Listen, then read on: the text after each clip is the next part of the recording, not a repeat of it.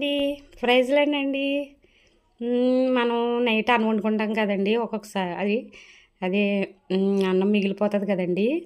అన్నము వేస్ట్ చేయకుండా మనము అన్నం తాలింపు పెట్టుకుని తింటే చాలా బాగుంటుందండి. ఎలా అంటే జీలకర్ర, ఎండుమిరపకాయలు, పచ్చిమిరపకాయలు, ఉల్లిపాయలు, అలాగే శనగపప్పు, మినపప్పు, ఆవాలు, మెంతులు అన్నీ వేసుకుని ఫ్రై చేసుకోవాలండి. ఫ్రై చేసుకున్న తర్వాత అన్నం సరిపడగా అదే మనం ఉసిరికాయ అంత చింతపండు అది నానబెట్టండి. ఇవన్నీ వేగిపోయిన తర్వాత చింతపండు పిసికేసి వేగిన దాంట్లో వేసేయాలండి. తర్వాత పసుపు,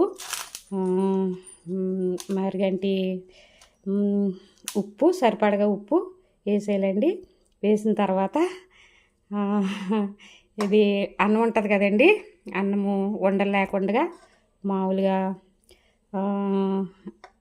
ఏంటంటే ఉండలు లేకుండా చేసి కాగిన తర్వాత మామూలు బాగా చిక్కబడిపోవాలండి. చిక్కబడిపోయిన చింతపండు పులుసు చిక్కబడిపోయిన తర్వాత ఈ అన్నం వేసి అందులో తిప్పేయాలండి.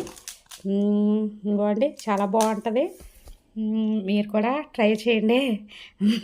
ఈ వీడియో చూసిన వాళ్ళందరూ లైక్ కొట్టండి, మర్చిపోకండి. ముఖ్యంగా నా కోసం కూడా ప్రేయర్ చేయండి. నాకు కొంచెం హెల్త్ బాగుంటలేదు, దాని గురించి కూడా ప్రేయర్ చేయండి ప్లీజ్ అండి. మర్చిపోకండి. ఏంటండి మర్చిపోకండి.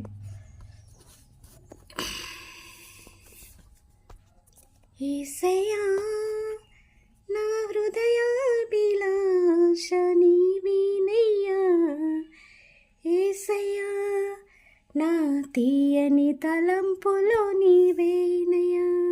హల్లెలూయా.